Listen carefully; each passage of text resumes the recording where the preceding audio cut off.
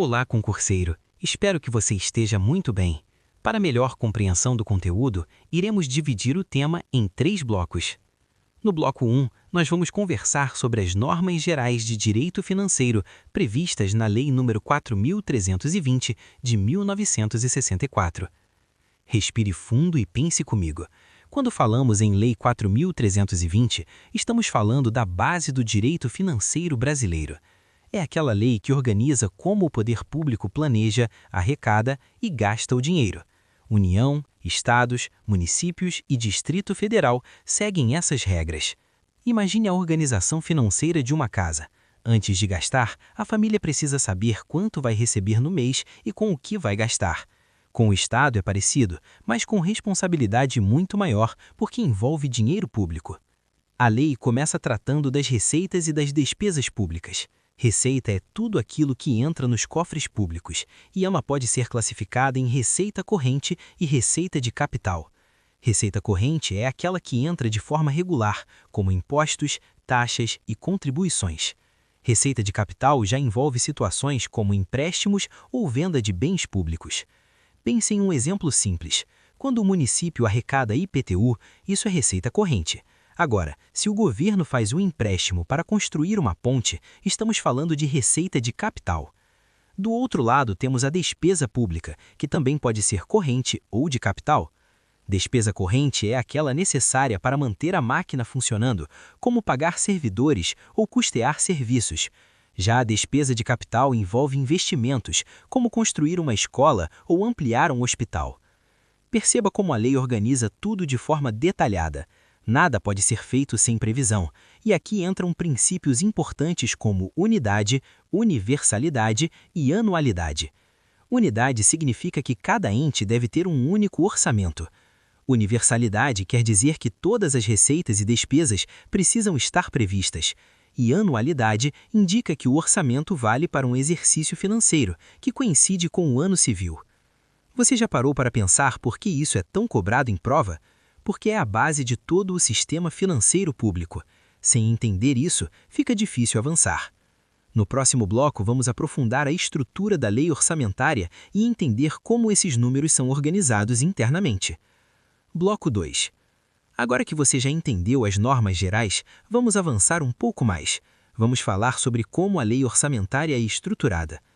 A lei orçamentária anual não é apenas uma lista de receitas e despesas, ela mostra o plano de ação do governo para aquele ano.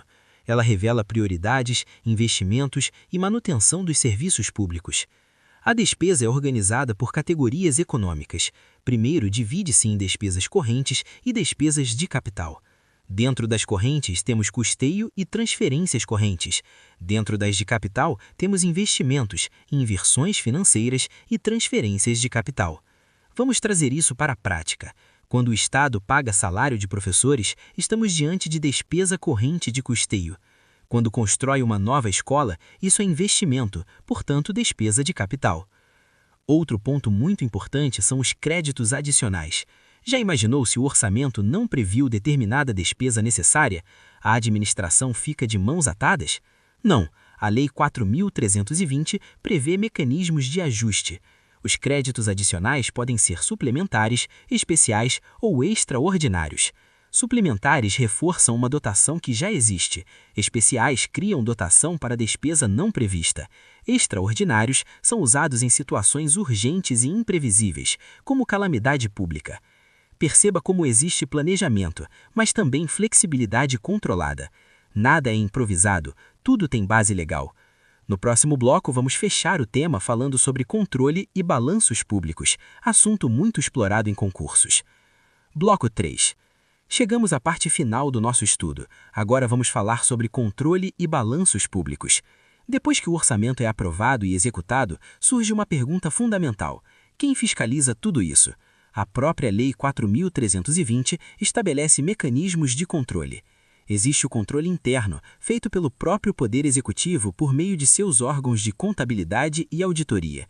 E existe o controle externo, exercido pelo Poder Legislativo com o auxílio dos tribunais de contas. Pense em uma empresa que tem auditoria interna e também é fiscalizada por uma auditoria independente. No setor público funciona de maneira semelhante, mas com base constitucional e legal. Além disso, a lei prevê a elaboração dos balanços públicos. São 4 principais. O balanço orçamentário compara o que foi previsto com o que foi efetivamente arrecadado e gasto. O balanço financeiro mostra entradas e saídas de recursos. O balanço patrimonial apresenta ativos e passivos, e a demonstração das variações patrimoniais evidencia as mudanças no patrimônio. Se você quiser saber se um município terminou o ano com superávit ou déficit, será preciso analisar esses demonstrativos. Perceba que a Lei 4.320 não trata apenas de números, ela organiza todo o sistema financeiro público, garantindo planejamento, legalidade, controle e transparência. Em concurso, a banca costuma explorar classificações de receita e despesa, tipos de créditos adicionais e identificação dos balanços. Vale revisar esses pontos com atenção. Com isso, encerramos nossa jornada pela Lei nº 4.320 de 1964, passando pelas normas gerais, pela estrutura da lei orçamentária e pelos mecanismos de controle. Aqui terminamos mais um bloco. Até o próximo. Se gostou, inscreva-se, curta o vídeo e ative o sininho.